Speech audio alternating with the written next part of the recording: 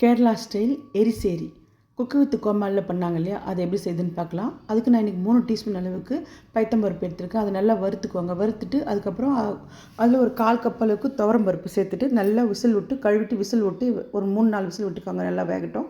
வெந்ததுக்கப்புறம் கடைஞ்சி எடுத்து வச்சுக்கலாம். அதுக்கப்புறம் ஒரு செட்டி வச்சுட்டு நான் இன்றைக்கி ஒரு பெத்த பூசணிக்காய் எடுத்திருக்கேன். அதில் கொஞ்சமாக பெப்பர் தூள், உப்பு, அப்புறம் மிளகாத்தூள், சாம்பார் தூள் தான் போடுறேன். அப்புறம் மஞ்சள் பொடி சேர்த்துட்டு 1 கப்பு தண்ணி சேர்த்து நல்லா கொலைய வேக வச்சுக்கோங்க. 2 கப்பு தண்ணி வச்சு இந்த மஞ்சள் பூசணிக்காவை நல்லா வேக வச்சுருங்க.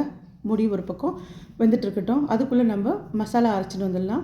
ஒரு 4 டீஸ்பூன் அளவுக்கு துருவின தேங்காய், அதுக்கப்புறம் ஒரு 1/2 டீஸ்பூன் அளவுக்கு சீரகம், அதையும் சேர்த்துட்டு நல்லா மிக்ஸியில் தண்ணி விட்டு அரைச்சி எடுத்துன்னு வந்து வச்சுக்கோங்க. இருக்கட்டும். இப்போ பருப்பு வந்துடுச்சு. இதை வந்து நல்லா மசிச்சிடலாம். லைட்டாக மசிச்சா போதும். பருப்பு மசித்து ரெடியாக வச்சுக்கோங்க. இப்போ நம்ம பூசணிக்காய் வந்து வெந்துடுச்சு. இதில் வந்து நம்ம அரைச்ச தேங்காய் சீரகத்தையும் சேர்த்துட்டு இப்போது அந்த பருப்பு நம்ம கரைஞ்சி வச்சுருக்கோம் இல்லையா, கரைஞ்ச பருப்பையும் அது கூட சேர்த்துக்கோங்க. சேர்த்துட்டு இப்போ பக்கத்தில் அது கொதிச்சுட்டு இருக்கட்டும். பக்கத்தில் அடுப்பில் வந்து தாளிப்பு கரண்டி வச்சுட்டு ஒரு நெய்யோ இல்லை தேங்காய் எண்ணெய் சேர்க்குறாங்க அவங்க கேரளாவில். நம்ம நெய்யோ இல்லை கலக்காய் எண்ணெய் சேர்த்துக்கலாம் பிடிக்காதவங்க.